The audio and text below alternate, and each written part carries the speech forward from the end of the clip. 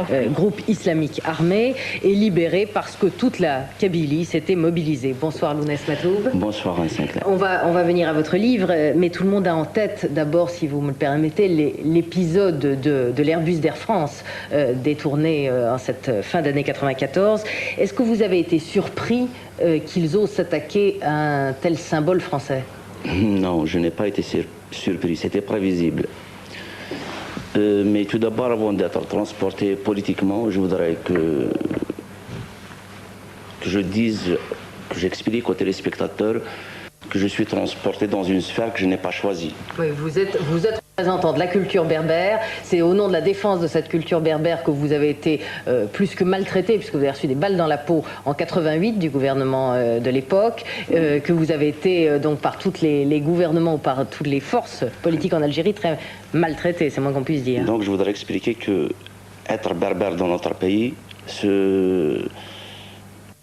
être dans le camp du mouvement culturel berbère ne veut pas dire être contre l'arabe. Ça, c'est très important. Ça veut dire pour éclairer les téléspectateurs. Malheureusement, je m'excuse, malheureusement, toutes les facettes du pouvoir qui se sont succédées et qui se sont réclamées de proclamer ou revendiquer de l'arabo-islamisme ont montré un ostracisme sévère à l'égard de cette culture ancestrale. Et c'est pour ça que vous avez été victime plusieurs fois. Je reviens à cet épisode de l'avion. Ouais. Comment est-ce que vous avez vécu cela? Parce que vous savez, vous, ce que c'est qu'être otage. C'est terrible, c'est angoissant, c'est innommable. Je ne trouve pas les mots pour qualifier cet acte odieux, cet acte fasciste. Cette semaine, deux journalistes algériens ont été assassinés.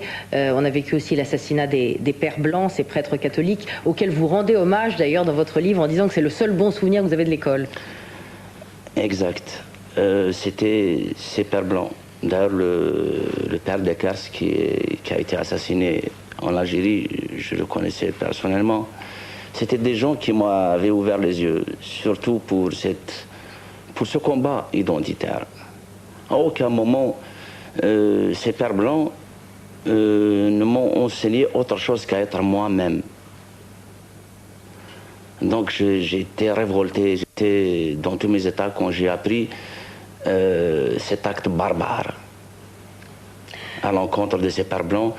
Donc ces forces du mal sont à craindre même dans l'avenir, parce qu'il n'est pas exclu que les intégristes ne frapperont pas en France, ailleurs, parce que je les ai entendus fomenter, parler dans les casemates. Vous prenez les menaces au sérieux du GIA? La preuve est là. Je crois que les otages, le détournement de l'Airbus d'Air France est là pour confirmer ce que je dis. Alors vous racontez dans ce livre, Rebelle, votre enlèvement et particulièrement le trajet en voiture après qu'il vous ait enlevé, où on vous a dit « Toi, tu es l'ennemi de Dieu ». Ça donne une coloration très particulière de ce que c'est que ce combat. C'est au nom d'un certain fanatisme religieux. Oui, c'est ce qui fait peur, c'est ce qui est à craindre dans le futur aussi. J'avais peur, en Sinclair, j'avais peur. Quand ils m'avaient enlevé, et quand je me suis remémoré tous mes compagnons, les gens que j'ai connus, qu'on avait enterrés, ils n'avaient peut-être pas sans prétention aucune fait peut-être le 1/10 ou le 1/100 de ce que j'ai fait à l'encontre de ces gens. Donc j'étais mort dès la minute même où on m'avait enlevé, je me suis considéré mort, j'étais mort. À votre avis, pourquoi ils vous ont libéré? J'ai joué le jeu avec eux, j'ai prié, j'ai appris 2 sourates, j'ai essayé de copier leurs gestes, mais ce n'était pas ça qui m'a sauvé, parce que j'étais coupé du reste du monde. Je savais pas qu'est-ce qui se passait à l'extérieur. Vous ne saviez pas la mobilisation qu'il y avait pour vous exact. En toute la Kabylie notamment. Exact. Mais quand je suis sorti, quand j'étais libéré, et que j'ai vu cette formidable solidarité, c'est là que j'ai compris que ces gens-là ne sont pas aussi invulnérables qu'ils le prétendent. Qu'est-ce qui peut les toucher?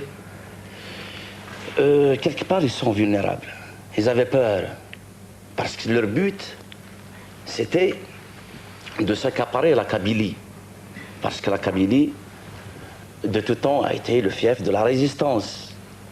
Aujourd'hui, beaucoup de gens disent qu'est-ce que c'est que cette résistance? Alors que la résistance, c'est une légitime défense.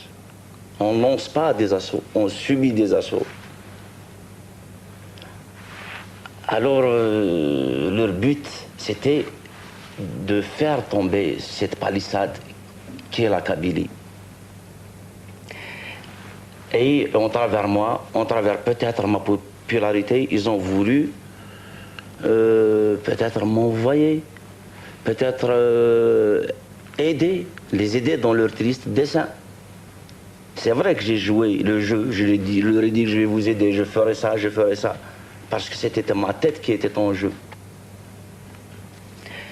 Aujourd'hui, vous êtes retourné en Algérie depuis votre libération, ou vous êtes tellement condamné à mort là-bas que c'est invivable, enfin, pour vous? Elle me manque beaucoup la Kabylie, surtout l'Algérie dans sa profondeur. Je ne suis pas reparti parce que là je travaille. Il y a le livre dont vous venez de parler, il y a aussi mes spectacles. Vous allez faire 2 concerts au Zénith le 28 janvier. Le 28 janvier, donc en quelque sorte j'ai du pain sur la planche. Mais j'y retournerai. Est-ce que, à votre avis, le président Zeroual est en mesure aujourd'hui d'organiser des élections, donc le retour à la démocratie? Et est-ce que vous souhaitez ces élections, dans la mesure où le processus démocratique a été interrompu en 91 parce que le fils menaçait de gagner ces élections? Alors est-ce qu'on peut lutter contre le fils et souhaiter en même temps ces élections et risque de revenir au pouvoir, ou d'arriver au pouvoir plutôt? En Sinclair, aucun homme de bonne volonté ne pourrait ne pas être d'accord, du moins sur le principe des élections. Mais aujourd'hui, on assiste à un terrorisme au quotidien. C'est des dizaines, des centaines de morts qu'on compte tous les jours. Donc le climat, je pense, je suppose, le climat n'est pas favorable à l'organisation de ces élections. Philippe de Villiers, vous avez écouté Lounès Matoub avec attention, j'ai vu. La question qui se pose aujourd'hui, c'est de savoir ce que la France doit faire vis-à-vis de l'Algérie. Est-ce qu'elle doit aider qui, comment, ou lier son aide à un retour à la démocratie? Et deuxième question, est-ce qu'aujourd'hui la France doit se faire plus accueillante qu'elle ne l'est? Et elle l'est, c'est vrai, beaucoup moins qu'hier, pour les opposants algériens qui souhaiteraient venir en France. Je crois que, d'abord, je voudrais saluer le courage de Matoub Lounès, où on dit Lounès, c'est votre prénom? Lounès, c'est son prénom. Votre prénom, Lounès Matoub. Votre courage physique et votre courage tout court, et puis votre combat pour l'identité berbère. C'est tout à fait admirable. Et puis ensuite dire que, en vous écoutant, je pense que la réponse à la question, elle est dans ce que vous avez dit tout à l'heure. Je suis pas sûr que ce soit l'intérêt de l'Algérie que de voir la France s'impliquer. Je suis même certain du contraire. Moi, je pense qu'aujourd'hui, la France doit considérer l'Algérie comme un État indépendant, mais ne pas s'impliquer en choisissant l'une des factions en présence, d'une part pour ne pas importer chez nous cette guerre civile, et d'autre part parce que ce que veut le fils aujourd'hui, et je crois que vous l'avez dit récemment dans une interview, c'est pouvoir se débarrasser de ses adversaires en les envoyant dans toutes les bases arrières européennes.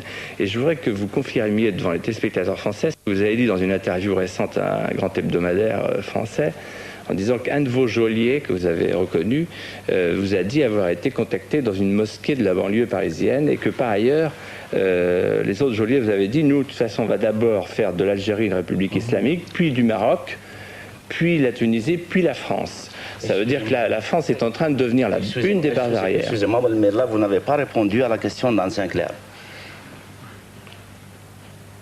Essayez de répondre d'abord à la question d'Anne Sinclair concernant le sort des démocrates qui veulent se réfugier en France. Mais avant de me poser cette question... J'ai répondu, mais je vais répéter. Non, je suis désolé. Rapidement, Philippe de Villiers, vous répondez alors sur, en effet, la question que je vous ai posée sur est-ce qu'aujourd'hui on devrait aider plus qu'on ne le fait et alors, j'ai dit, la France ne doit pas s'impliquer. Ça veut dire que le fait d'envoyer, par exemple, 6 milliards de francs par an à la caste militaire répressive d'Alger, pour moi, c'est de l'argent inutile et dangereux dont on ne connaît pas l'utilisation parfaitement. On aurait dû le faire depuis longtemps d'ailleurs. Parce que en s'exposant ainsi, on s'expose à être la cible, on l'a bien vu avec l'affaire de l'Airbus, on s'expose à être la cible. Nous, notre territoire... Je demanderais simplement...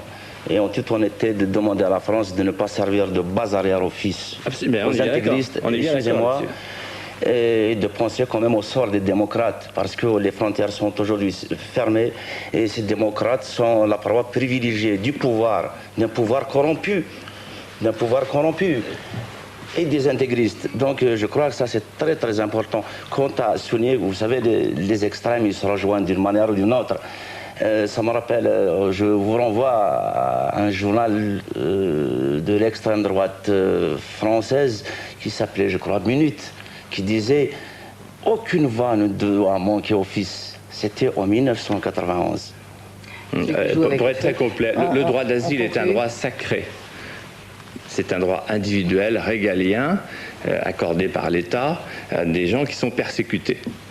C'est clair. La France ne faillira pas à sa tradition. En revanche, là, ce dont on parle, ce serait un exode massif de toute une population.